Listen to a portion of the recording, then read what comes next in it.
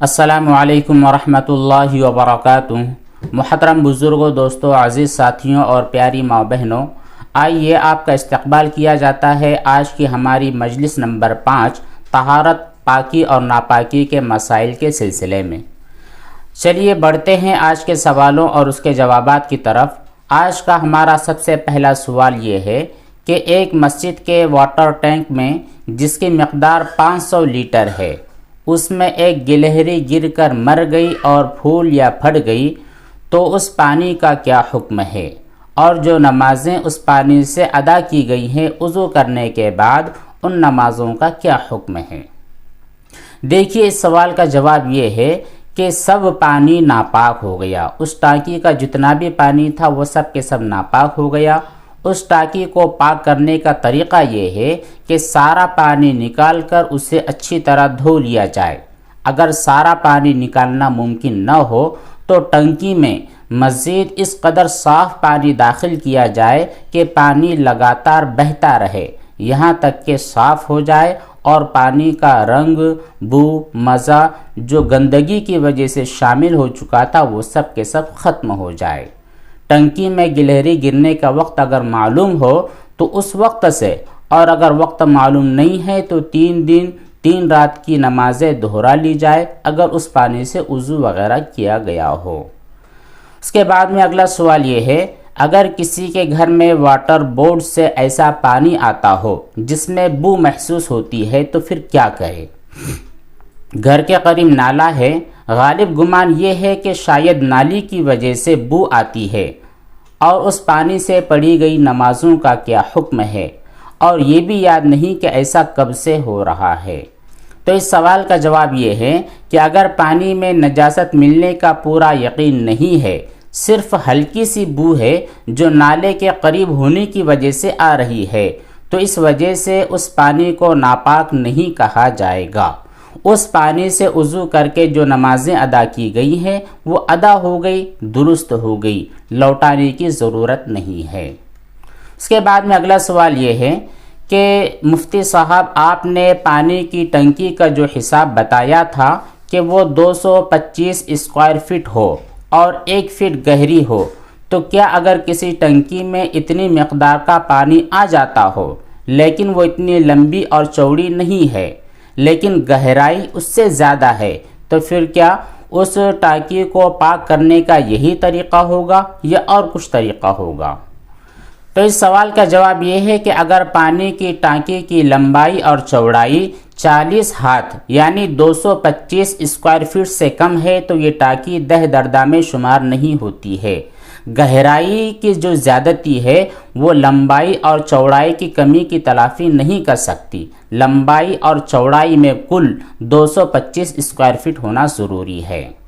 اس کے بعد میں اگلا سوال یہ ہے کہ اگر پانی کی ٹانکی میں گندا پانی مل جائے اور پانی کا بو یا مزہ دونوں تبدیل ہو جائے تو کیا پانی ناپاک ہوگا؟ اور پاک کرنے کا طریقہ کیا ہے؟ اور اس سے پڑھی ہوئی نمازوں کا حکم کیا ہے؟ تو اس سوال کا جواب یہ ہے کہ اگر مذکورہ صورت میں پانی کی ٹانکی دہ دردہ یعنی ٹنکی کی لمبائی اور چوڑائی 40 ہاتھ 225 اسکوائر فٹ کے برابر اور گہرائی 1 فٹ ہے یا اس سے زیادہ ہے تو نجاست گرنے کی وجہ سے پانی اس وقت تک ناپاک نہیں ہوگا جب تک کہ پانی کے 3 اوصاف رنگ، بو اور مزہ ان تینوں میں سے کوئی ایک وصف نہ بدل جائے۔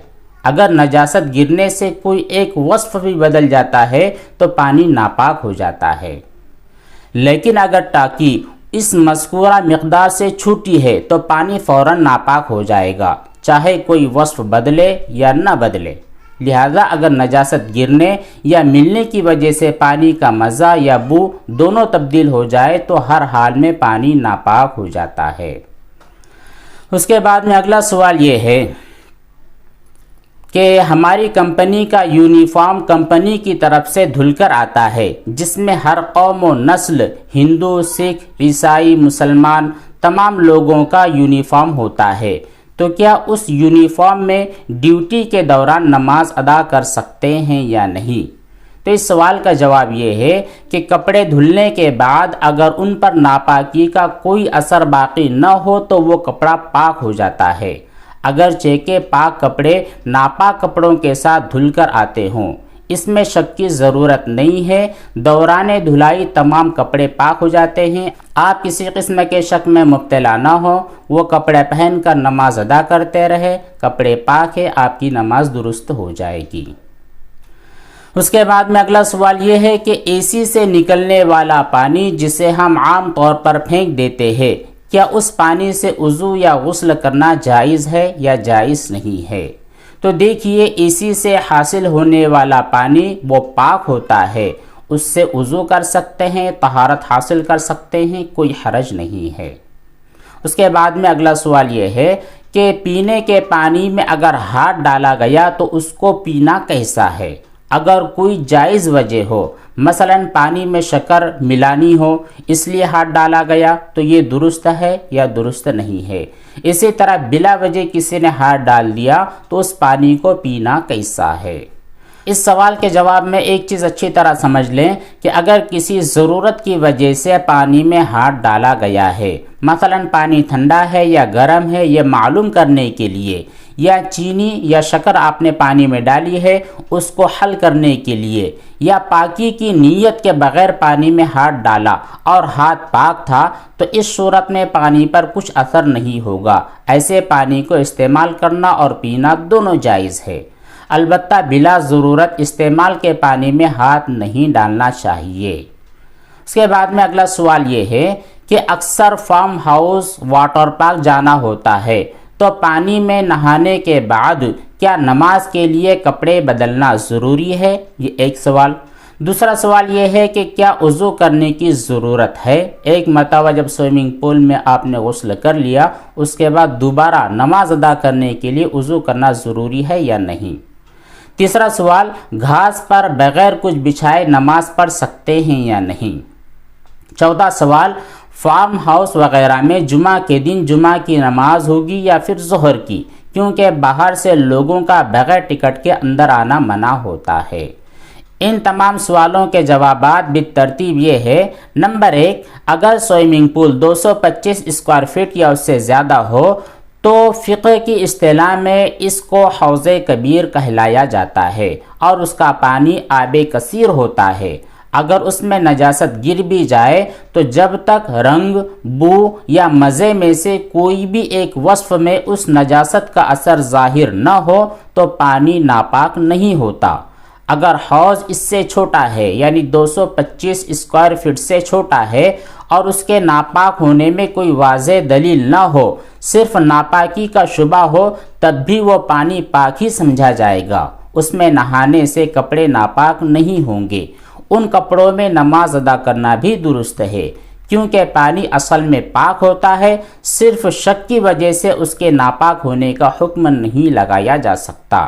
لیکن اگر آپ کو یقین ہے کہ وہ حوض یا سوئمنگ پول 225 اسکوائر فٹ سے کم ہے اور ناپاکی یقینی طور پر گری ہے، تو پھر اس میں نہانے کی وجہ سے بدن اور کپڑے دونوں ناپاک ہو جاتے ہیں۔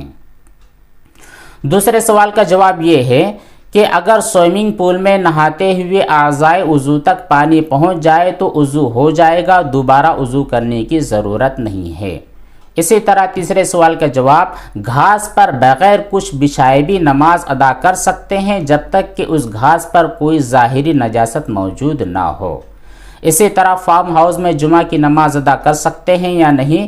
تو اس کا جواب یہ ہے کہ فارم ہاؤس اگر شہر یا فنائے شہر میں ہے یا مضافت شہر میں ہے یا ایسی جگہ ہے جہاں پر جمعہ کی شرائط پائی جاتی ہوں، تو وہاں جمعہ ادا کیا جائے گا، چاہے بغیر ٹکٹ کے اندر آنے کی عام اجازت نہ ہو۔ ایسی جگہوں پر عمومی داخلے کی ممانعت جمعہ کو صحیح ہونے سے روکتی نہیں ہے۔ اس کے بعد میں اگلا سوال یہ ہے کہ مسجد کی ٹانکی میں اگر بلی گر جائے اور پھولی نہ ہو بلکہ نکال لی گئی ہو، اس حال میں پانی سے بدبو بھی آ رہی ہو، تو کتنی نمازوں کو دہرایا جائے گا؟ بلی کو گرے ہوئے ایک دن ہوا ہے لیکن بدبو ابھی آدھے دن سے آنا شروع ہوئی ہے، تو اس سوال کا جواب یہ ہے کہ اس صورت حال میں جب سے بلی گری ہے تب سے نمازوں کو دہرانا لازم ہے۔ اس کے بعد میں اگلا سوال یہ ہے کہ اگر صاف پانی موجود نہ ہو اور ہلکا بدبودار پانی جسم پر بہا لیا جائے نہانے کی نیت سے اور سر نہیں دھویا، تو ایسی صورت میں دوبارہ صاف پانی سے بدن دھوئے بغیر نماز پڑھ سکتے ہیں، صاف پانی سے وضو کر کے، یا پھر سے پورے بدن پر پانی بہانا ضروری ہوگا؟ تو دیکھیے اس سوال کا جواب یہ ہے کہ اگر پانی کی بو کسی پاک چیز ملنے کی وجہ سے تبدیل ہوئی ہو اور پانی کے باقی دونوں اوصاف رنگ اور مزے میں کوئی فرق نہیں آیا اور غسل فرض بھی نہیں تھا، تو دوبارہ غسل کرنے کی شرعاً ضرورت نہیں ہے۔ البتہ اگر ناپاک چیز کے ملنے کی وجہ سے پانی بدبودار ہو گیا ہو تو اس صورت میں پورا کے پورا پانی شرعاً ناپاک شمار ہوگا، اور ناپاک پانی جسم پر لگنے کی وجہ سے جسم بھی ناپاک ہو جائے گا، لہٰذا ایسا پانی استعمال کرنا شرعاً جائز نہیں ہے، اور استعمال کی صورت میں جسم کی طہارت کے لیے پاک پانی سے دوبارہ نہانا ضروری ہوگا۔ یہ تھے چند سوالات جو جوابات کے ساتھ آپ کی خدمت میں پیش کیے گئے ہیں۔ امید ہے کہ اس سے آپ کو بہت زیادہ فائدہ ہوگا۔ چلیے اجازت دیجیے، انشاءاللہ کل کی مجلس میں پھر چند مسائل کو لے کر آپ کی خدمت میں حاضر ہوں گے۔ اللہ تبارک و تعالیٰ سے دعا ہے کہ اس سلسلے کو پوری امت مسلمہ کے لیے نفع کا ذریعہ بنائے، آمین۔ والسلام علیکم ورحمۃ اللہ وبرکاتہ۔